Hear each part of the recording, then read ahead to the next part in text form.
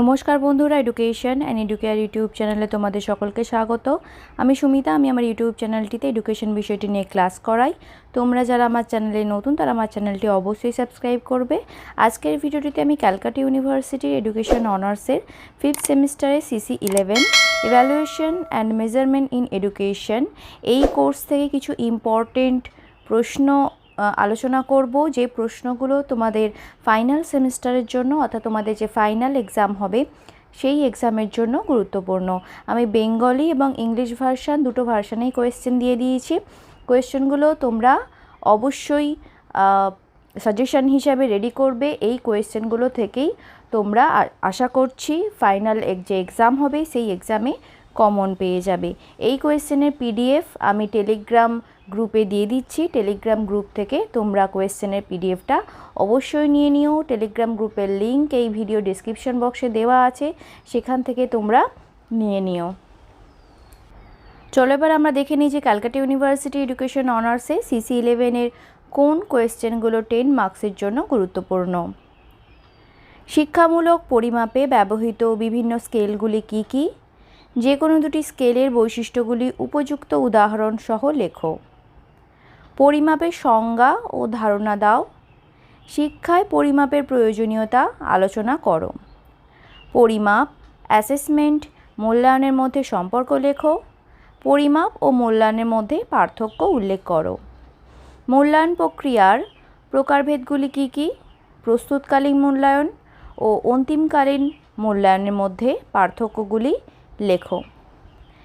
NRT ও CRT বলতে কী বোঝো?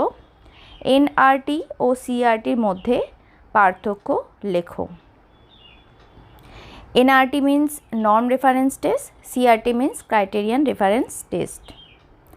একটি পারদর্শিতার অভিক্ষা নির্মাণ ও আদর্শায়িতকরণের ধাপগুলি বর্ণনা করো। ধারাবাহিক পরিচয়পত্রের সংজ্ঞা দাও।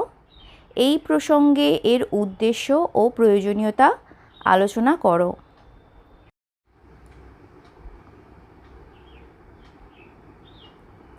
রচনাধর্মী অভিক্ষার 6টি বৈশিষ্ট্য লেখো। রচনাধর্মী অভিক্ষার সুবিধা ও অসুবিধাগুলি উল্লেখ করো। মূল্যায়নের সাধনী ও কৌশল বলতে কী বোঝো? মূল্যায়নের কৌশল হিসাবে সাক্ষাৎকার এবং পর্যবেক্ষণের সুবিধা ও অসুবিধাগুলি লেখো। পছন্দভিত্তিক ক্রেডিট সিস্টেম কী? এর সুবিধা ও অসুবিধাগুলি লেখো। যথার্থতা কাকে বলে? যথার্থতা কয় প্রকার ও কী কী? বিষয়মূলক যথার্থতা সম্পর্কে সংক্ষেপে আলোচনা করো।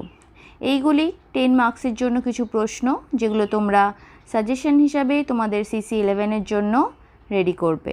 এবার আমরা 5 মার্কসের জন্য কোয়েশ্চেনগুলো দেখে নিই।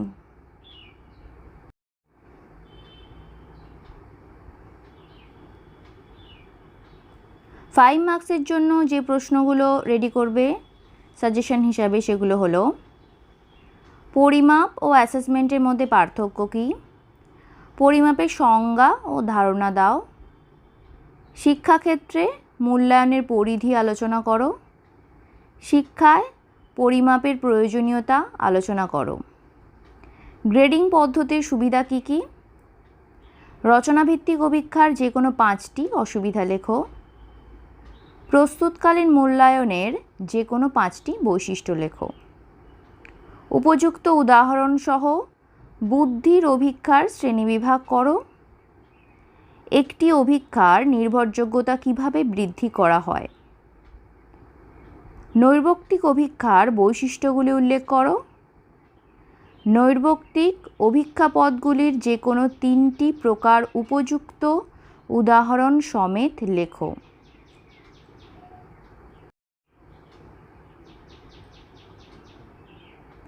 নৈর্ব্যক্তিক অভিক্ষার 5টি সুবিধা লেখো। একটি অভিক্ষার যথার্থতা কিভাবে বৃদ্ধি করা যায়? নর্মভিত্তিক অভিক্ষার যে কোনো 5টি বৈশিষ্ট্য উল্লেখ করো। একটি অভিক্ষার ব্যবহারযোগ্যতা সংক্রান্ত টিকা লেখো। পরীক্ষা পুনঃপরীক্ষা পদ্ধতি ও অর্থ দ্বিখণ্ডিত পদ্ধতি আলোচনা করো। মূল্যায়নের কৌশল হিসাবে সাক্ষাৎকারে যে কোনো 5টি সুবিধা উল্লেখ করো। সু অভিক্ষার বৈশিষ্ট্যগুলি কি কি? রেটিং স্কেলের সুবিধা ও অসুবিধাগুলি লেখো। নৈর্ব্যক্তিকতা কি? নৈর্ব্যক্তিকতা বৃদ্ধির উপায়গুলি লেখো।